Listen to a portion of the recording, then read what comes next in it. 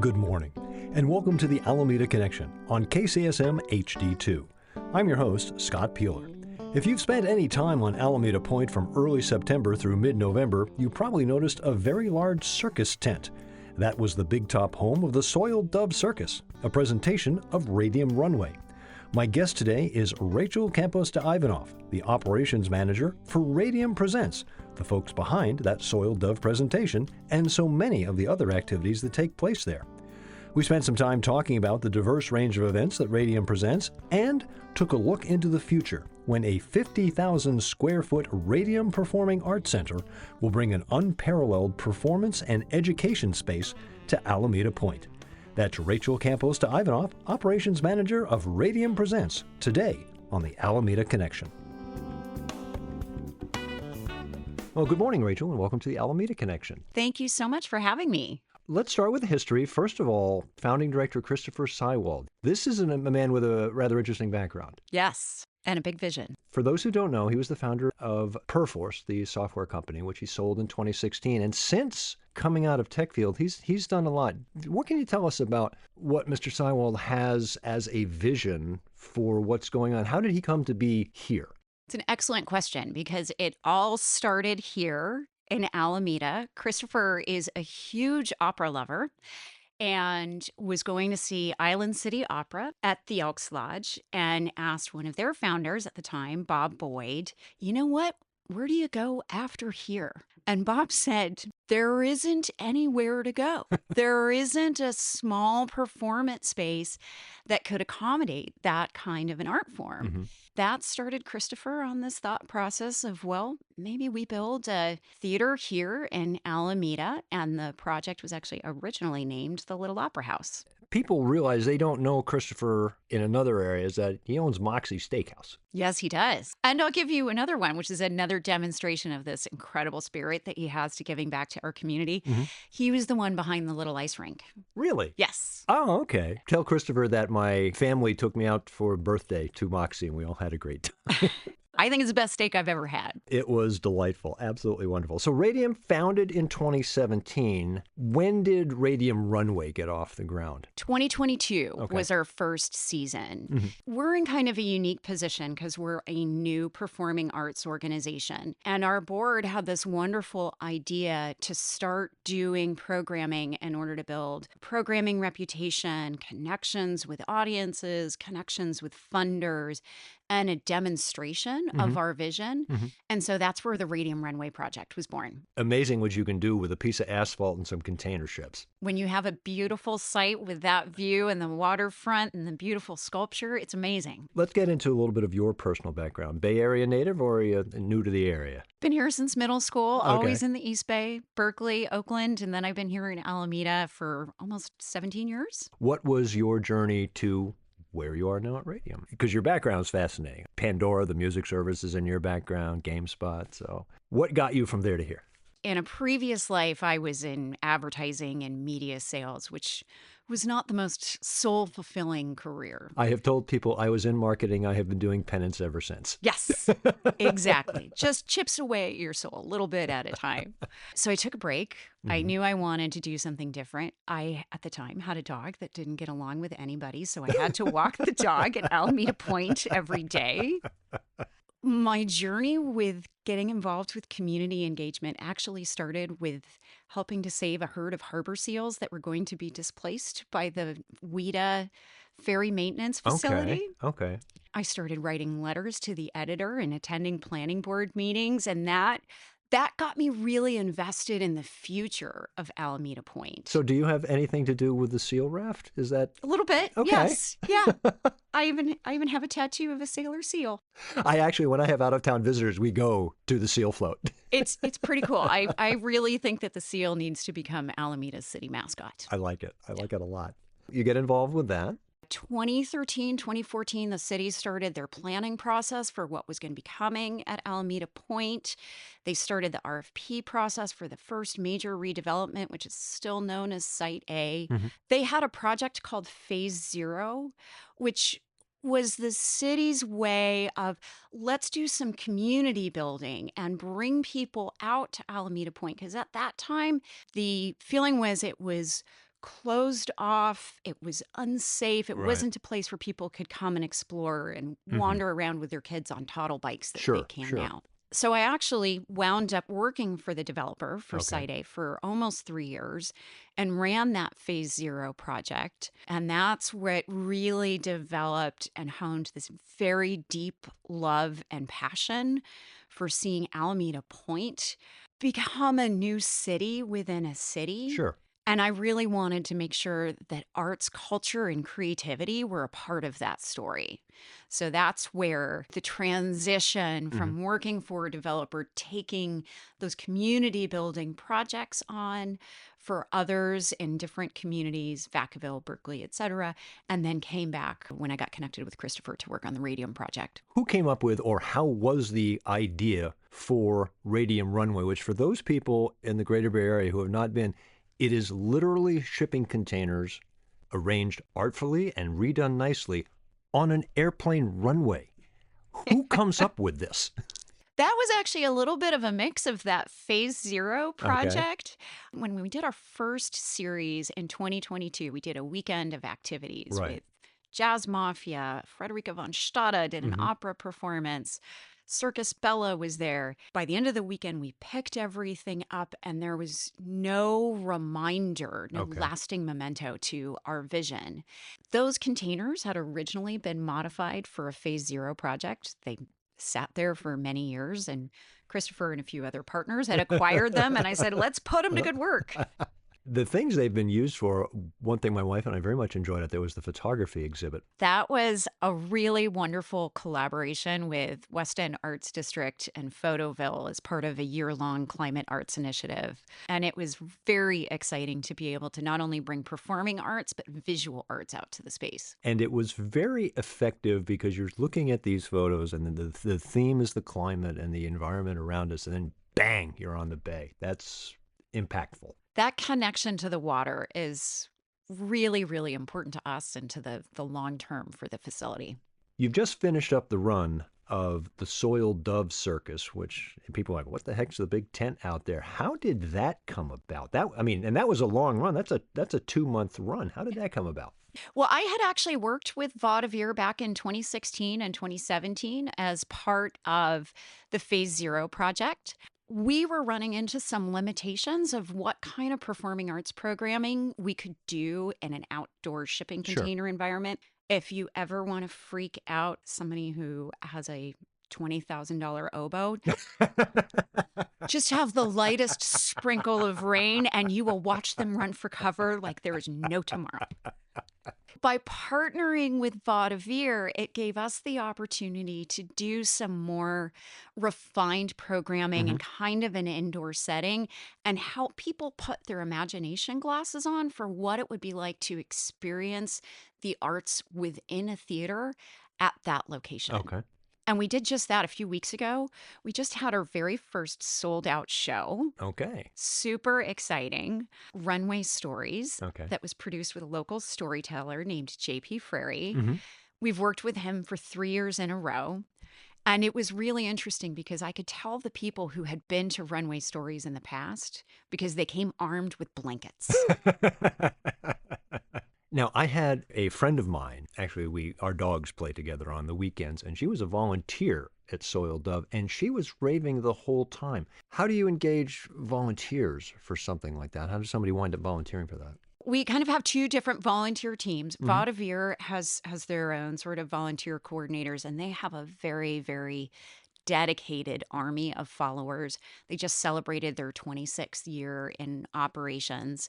Radium is in the process of building up our own army of volunteers because it takes a lot of people hours to put on an event, especially when you're doing events in these temporary Hmm. settings where you have to build everything and then put it all away at the end of the day. Joan Baez and the Circus. How? That was such an exciting win for the whole project overall. It just transformed the entire event. Stefan Haves is the director who came in to do the Soil Dove Hmm. this year. He came from Teatro Zanzani, Okay. and he brought along a couple of friends, Frank Ferrante and Joan Baez. Well, I would tell people that, and they're like, "You're kidding." No.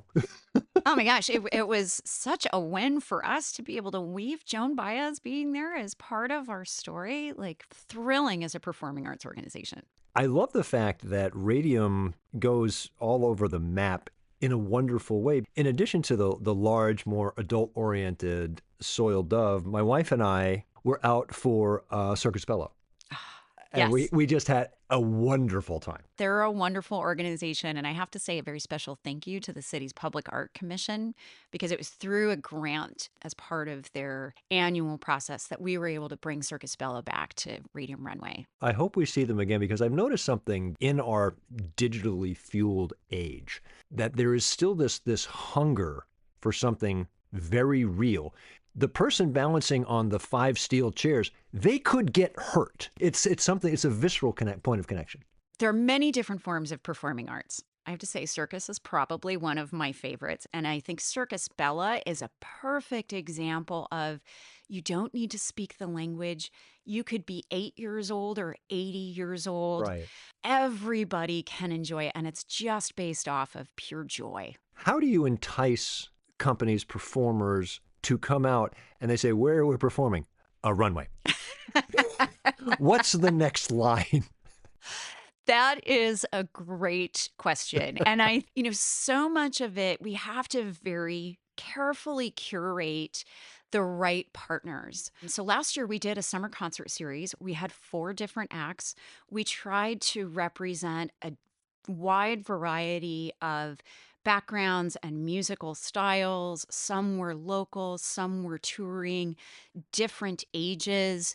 But one thing that was true with all of them, because they were performing outside, Mhm. we needed to make sure that they had the right kind of sound to fill the Right, space. right. Yeah, Not exactly a singer-songwriter night at the coffee house. not quite so. The range and the scope of the events, if you go over the past events, I mean, it's literally photography to opera to Shakespeare to a beer festival to a circus. That's quite a range. How do you process that? How does that come up in meetings and go, well, we've got this, this, this, and this? So I always keep the long-term vision for the Performing Arts Center Okay. in mind. And the intention is that this will be a space that's very diverse that could be used for opera, theater, dance, jazz, classical. So I use that as my guiding star Mhm. when we work on the programming. Could I envision that particular artist performing on the stage in a few years when we have a beautiful facility?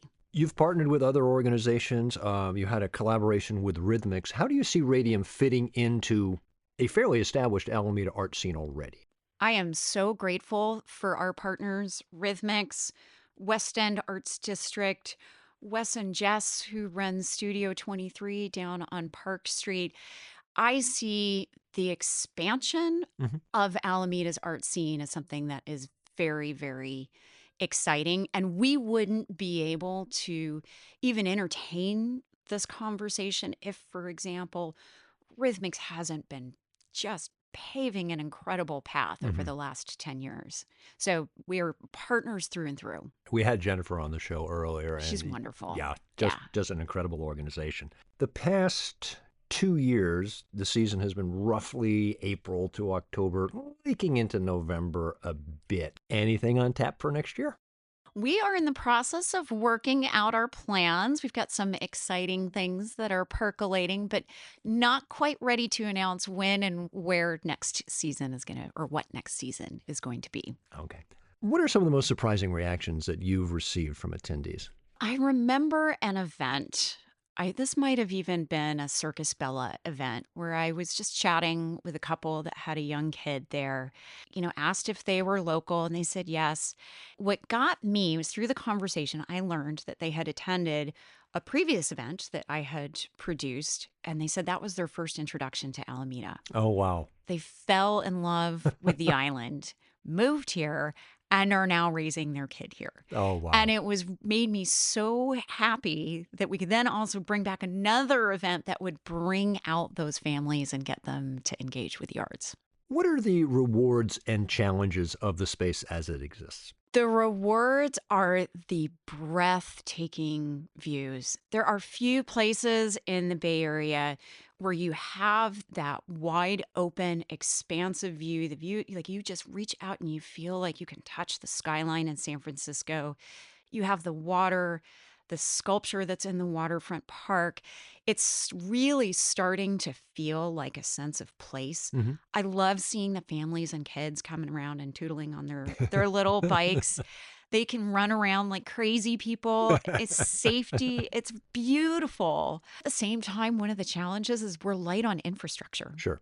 Which means that everything has to be brought in. Mm-hmm. We operate very much off the grid. Sure. I have dreams of flushing restrooms and a door that locks. It's all this girl wants. I can totally relate to that. I can totally understand. I have actually directed theatrical productions in abandoned malls. So Yeah, you see, I fully understand. We should have coffee and talk about it. totally. Yes. And that also sounds really exciting. It was interesting. Side note, intriguing. The mall in which I directed a children's theatrical production of a show called Dorothy Meets Alice, the mall is the mall that was used in Stranger Things. Oh, That mall is actually Gwinnett Place Mall in Lawrenceville, Georgia. It was dying when Stranger Things was there, and most of the stores were dead when I was using this space. But yeah, that sounds really cool. And what an exciting way to use an old public space. it was quite something else. All right, speaking of interesting spaces and people, go start with the people. You mentioned her, Frederica von Stade, Yes. who is your artistic director. Yes. People may know her as Flicka, maybe the most preeminent mezzo-soprano of her time, our time, 100 or so albums to her credit. How does she become the artistic director of Radium? Well, again, this goes back to Christopher Seiwald's connection with opera. And the wonderful community that we have here in Alameda. And you can't be an opera fan in Alameda without knowing probably every other opera fan on the island. They also, at the time, lived just a few blocks away from each other. Okay. So when Chris started this vision and was talking to Bob and Eileen from Island City Opera, they helped to bring Flicka in on the project. What does she like to work with? Oh my gosh, she has a heart of gold. Mhm. She is an absolute angel of a woman who is just so dedicated to giving back and so kind and sweet and humble. Now, moving to the future, the Radium Performing Arts Center. And I'm going to be reading a couple of things from your website because it is impressive. The goal is a 50,000 square foot performing arts center with a 600-seat theater, a 200-seat black box style theater, rehearsal and support spaces, a lobby with a public cafe, and a 38,000 square foot public plaza. Yes. Wow. Ambitious. Very. Yeah. It would sit essentially where the runway space is now? That's correct. Yep. Okay, so same footprint. There seems to be a large emphasis in the future plans on it also being an educational space. What's the vision there? It's really important to weave our young people into the arts. We talk about this concept of a wheel of art where we can bring young people in, have them be exposed to really top tier world class artists. As Christopher says, the young ballerina in her tutu who passes the prima ballerina Right. in the hallway. Mm-hmm. And I think there's a real need here in Alameda for that kind of an experience. Right now at Encinal High, the drama department, they're performing in the cafeteria. Right. And I had a chance to go see one of their plays about a year ago. These young people, they're incredible. And they deserve a place to perform that inspires them, that challenges them, that gets them to think about the arts potentially as a career or the arts as a tool to exercise different parts of your brain. I have said for years over in my other life as the podcaster of the Alameda Post, right now, the greatest bargain in entertainment is high school theater because the level that is being accomplished by high schoolers is eons beyond what I was doing when I was a high schooler. It's incredible. I mean, these young people should be so proud of themselves. And if we can be a part of the story of giving them a professional stage with which to perform on, and also maybe for the young kids who don't want to be the actors themselves, but they want to get involved on the tech side. And Right. there's so much you can do with that and creating career paths that'll be a very important part of the long-term story. The arts, there's the business of arts. Yes. I am a huge sports fan, and I get into arguments with other sports fans when I say, no, public investment in sports does not pay off. Yep. If you want something to pay off, you go to the arts. And they say, well, what do you mean? And I said, okay, fine. However much money you use to subsidize a football stadium, great. 9 Sundays a year, people come in, but they don't engage the greater community. Yep. In an arts organization, what tends to happen is, let's take a symphony hall. People don't come in, go to the symphony and leave. They come in, they have dinner, they stay overnight, they see the symphony, they go home. So there's money. And you've got some great stats on your website. I'm going to read these. The expected local impact, $3.7 million annual spending by the audience in the local community, $200,000 in annual tax revenue, $100,000 annual attendees, and 134 local jobs created. Where do those numbers come from? They seem accurate to me, but I know this field. There is a group called Americans for the Arts where they actually put together a calculator where you can plug in the number of days of activities, your annual budget, and a few other data points. And that is what ultimately gets to those numbers. The average spending per attendee to a performance is over $35 in additional spending out in the community Right, in the that's audience. after the ticket, after the show. Exactly. I'm just walking through town. That's going to Almanac and Mhm. having a beer beforehand, going out to dinner at Saltbreaker. I think the impact for Alameda Point and all of the businesses on the West End is going to be really important. I'm already seeing this right now with Mhm. Radium Runway. I've run into more than one person who has come for a performance at the Soil Dove and is spending the night here in Alameda. It's that kind of brass tacks figure that I think people forget, and I am so glad to see Radium pushing that. I think it's a really important part of our story. I think there's a lot of things that are going to attract funders and contributors to our project. And one of those is the opportunity for creating an entertainment and a cultural anchor in a city within a city. And the next 40 years, Alameda Point is going to be something vastly different than it is today. Certainly. And it's going to be really exciting. And to be able to be a part of creating a soul and a culture for that, I think it's exciting. I like another stat that shows up on the website. $1 invested in the arts tends to return 5. Yes. And Could you say that some more? What do you mean? Once again, for those in the back, $1 invested in the arts returns 5. That's not just being nicey nice. That's hard business numbers. And we need those dollar investments in the arts right now more than ever because all of the arts organizations are having probably the worst year ever when it comes to funding. California Arts Council had very thin budgets this year. The National Endowment for the Arts, poof, is pretty much gone. There has been a huge amount of upheaval. And for our arts organizations here in Alameda, it's hitting them really hard. The ongoing commitment that we can get from the community to say this is important and we want to see these organizations thrive because we value what they add to the culture of our community is really important. And another aspect that brings about is when you have an increased quality of life, then you attract more people to live there, people who have good jobs. It's a big snowball. Exactly. You just have to get it pushed off the top of the hill. Exactly. One thing I was very pleased to see when I was going over the plans for the future is the idea, and it was a specific line called out, subsidized rates to ensure access for local organizations. I was in a community in Georgia where they had brilliant public spaces that the county owned, and not a single organization could afford to stage anything there. And that is one of the challenges. And it's also factors into why we selected this size of 600 seats. We wanted it to be large enough that a touring organization or a touring artist could come and perform and have a good sized audience. But we didn't want it to be so large that it was going to price out any of our local organizations or the school district. So would it be fair to say there's no need to be San Francisco? San Francisco exists. We need to be an Alameda space. We need to be an Alameda space, but we certainly intend to attract some of those well, San certainly. Francisco audiences Right. and artists. Absolutely. Speaking of that, anybody talking to the ferry company? Because it strikes me that if Seaplane were open on the weekends, once this gets going, that's a match made in heaven. It certainly is. And we just did a project with the San Francisco Bay Ferry when we did our runway stories. And we Okay. ran a promotion and partnered with them on telling the story about that event.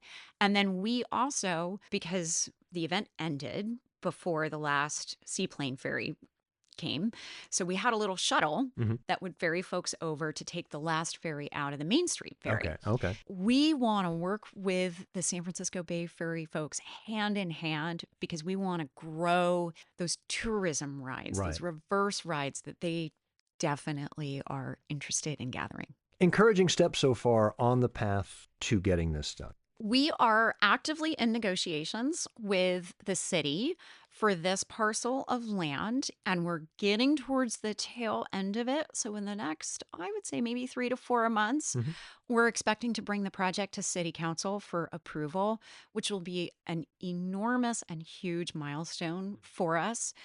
From there, then we're going to be expanding on our Radium Runway program, growing our operations and our organization, and it is also off to the races with the Capital campaign.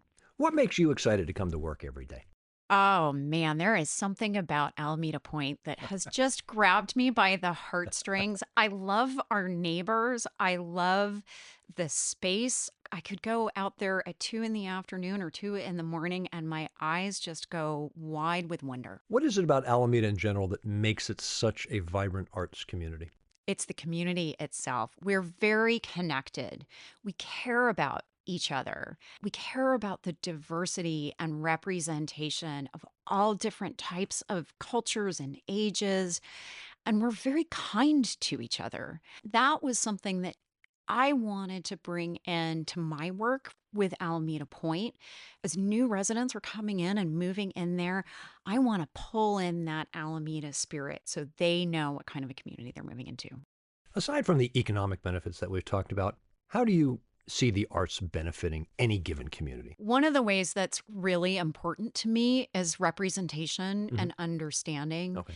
getting to become more familiar with different cultures. I grew up in Denver when I was a kid. My dad is Dominican. There were no Hispanics, no Dominicans, no Caribbean folks there. It had a really big impact on me. You feel disconnected from your culture. And so if we can create that representation for our young people to make them feel like they belong and they have something to share and something to be proud of, that carries with them for the rest of their lives. If you had to tell someone why you love Alameda, why do you love Alameda? A lot of it is the close-knit community, the beautiful, safe streets, the wonderful architecture, but really it's a connection that we have with each other. You've got somebody coming in from out of town and you have to take them out to 3 different meals at 3 different places. Where are you going? I'm going to Jim's for breakfast. Okay. And then we're going to stop at Tucker's for birthday cake ice cream, which is my favorite flavor. Oh, very good. And then it's dinner at Moxie. Okay. Best steak I've ever had. That's a great day of eating, and then kale the rest of the week. Exactly. How can people help Radium? They can follow us on our social media. They can join our email list, and they can come to any one of our events. Another way that they can support us is as we are shaping our season for next year, I would love to hear from the community. What do they want to see? Because this is their performing arts space. Rachel Campos de Ivanov, Operations Manager for Radium Presents. This has been a delight. You and I could go on for a long time, I think. That we could. This has been such a pleasure. Thank you so much for having me. Thank you for coming. Take care. Thanks. Thanks again to Rachel Campos de Ivanov, Operations Manager of Radium Presents, for spending time with us here on the Alameda Connection. Follow along with what they're up to at radiumpresents.org. Coming up next Sunday morning on the Alameda Connection, we'll finish out the year by sitting down with the owners of one of Alameda's favorites, Mike Myers and Carrie Weigel, the owners of Semi Freddy's Bakery, a beloved part of Bay Area tables for over 40 years. As always, thanks to the California Historical Radio Society for our recording location and to guitarist Bill Hart for our theme song, Beachside Isle. I'm Scott Piehler. I'll check you next Sunday morning on the Alameda Connection on KCSM HD2.